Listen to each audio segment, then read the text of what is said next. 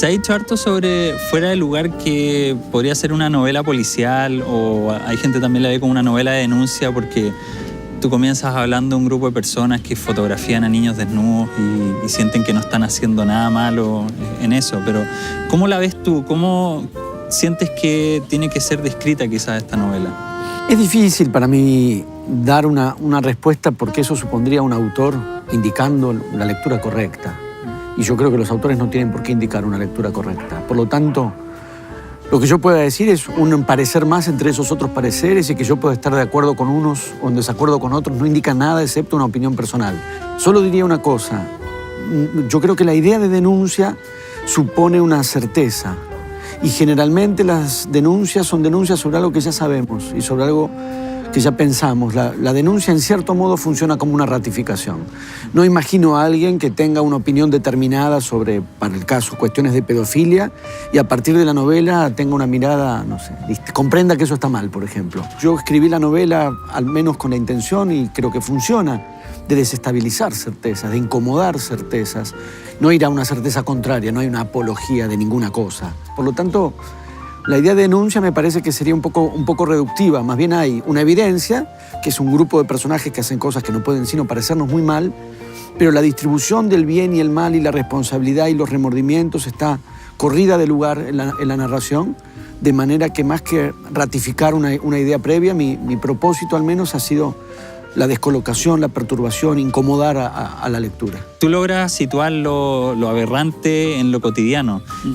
Cuando tú escribes, ¿qué fue lo más difícil para no caer quizás en un tono muy explícito o muy obvio? Que yo creo que en verdad lo que puede haber de perturbador, o lo que busqué que perturbara en Fuera de Lugar, no es solamente ciertas cosas que puedan narrarse en la novela, el modo en que le toman fotografías a los niños, sino el tono impasible con que está narrado. Cuidar el tono para que el narrador, digamos, no le ofrezca un lugar de tranquilidad al lector, sino que presente los hechos de manera tal que el lector quede descolocado. Yo he marcado que para mí el título de Fuera de Lugar designa muchas cosas en la novela. Una de ellas es la descolocación del lector, que no encuentra exactamente el lugar desde donde abordar esto, que está mal, que tiene que ver con la perversión, que tiene que ver con lo deplorable, y al mismo tiempo no hay un lugar donde alguien diga, sí, esto está mal, sí, esto es deplorable. Y eso exigió en la escritura eso que vos dijiste, cuidar un tono que fuera perturbador por lo impasible, porque a veces lo que nos perturba es que un personaje permanezca impasible o un narrador permanezca impasible. Santiago Correa, este personaje que aparece en las fotografías con los niños, no era usuario de internet, pero cuando ve a su esposa, a Elena, él se obsesiona un poco con que las fotografías podrían estar ahí y se desvela tratando de buscarse. Ahí hay una tensión entre el mundo analógico y el mundo digital.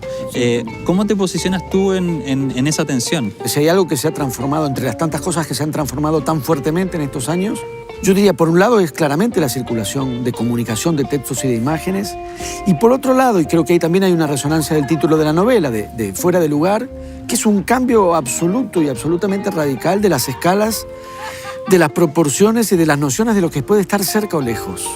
La clave cuando toman las fotografías, en términos de impunidad y de preservación de esa impunidad, es que las fotos van a ir muy lejos.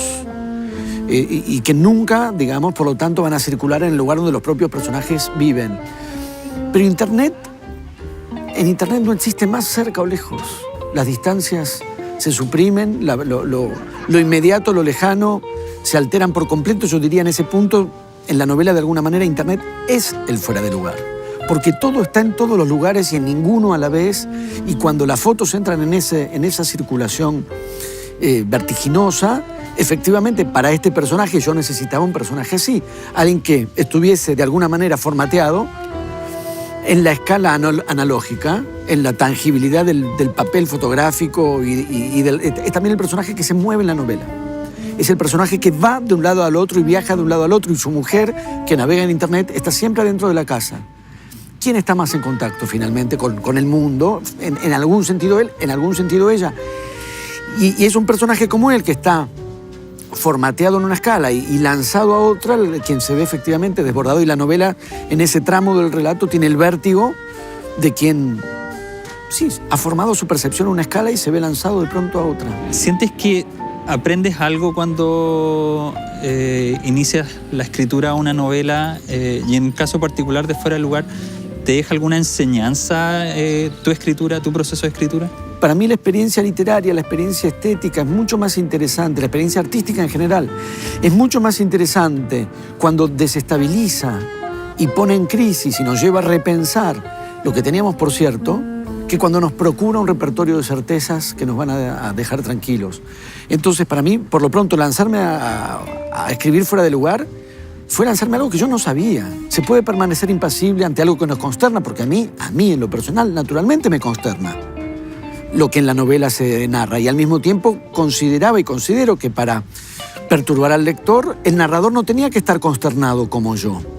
Entonces, de alguna manera, despegarme de mí, deshacerme de mí, para que quien narrara no se consternara como me consterno yo, no era algo que yo ya sabía, era algo que yo tenía que ver si iba a poder pasar por ese trance de escritura. De manera que lo vivo no tanto como un aprendizaje, sino como el desafío de una experiencia por la que uno pasa cuando pasa por la escritura. Soy Martín Coan. Quiero recomendarles la novela Tipos Móviles de Leonardo Sabatella. Es un muy, muy joven autor argentino y esa es una de las razones por las que los recomiendo en cuanto a que es bueno difundir a un escritor que, siendo muy joven, tiene ya 3 novelas publicadas. Las 3 son extraordinarias. Tipos Móviles es la que acaba de aparecer en Mar Dulce y es para mí uno de los escritores más originales, más refinados, más sensible al lenguaje y a sus formas de los que he leído últimamente. Tipos Móviles de Leonardo Sabatella es lo que recomiendo.